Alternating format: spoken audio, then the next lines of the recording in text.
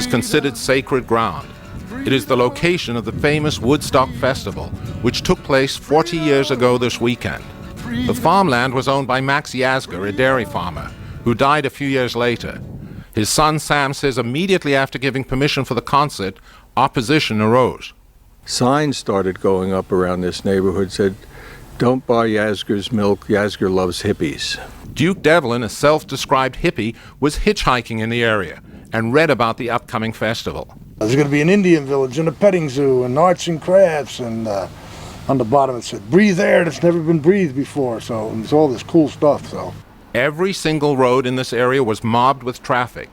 Then on August 15th, the concert that would define a generation began. Richie Havens, the first performer, took a helicopter in because of the crowds.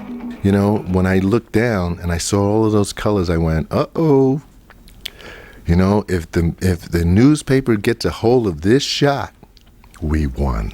Hundreds of thousands of young people alienated from their parents' generation.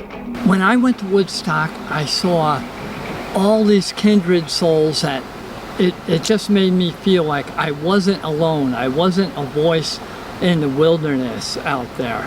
You know, there was a credence to the movement. Some came for other reasons. There was a lot of free love. Everybody was into everybody. On the other side of these trees right over here, there's a little pond.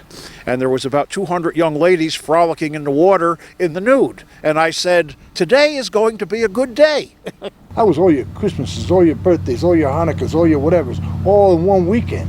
I mean, it was the best.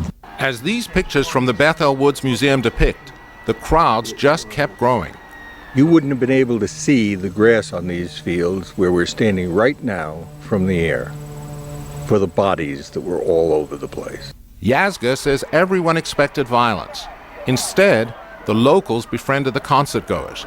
People in this county said, they're hungry kids at the site. We have to help them. We had all of the ingredients for a perfect storm. And instead of becoming a perfect storm, it became a perfect organic melding of calm and peace. Remarkably, there was no serious violence at the site. In fact, many of the kids stayed back to clean up. Some, like Duke Devlin, the hippie who had been hitchhiking in the area, never left. Today, he is a tour guide for the Bethel Center for the Arts. You know, they asked me to do this. They actually pay me to do it, really, to be a sight interpreter.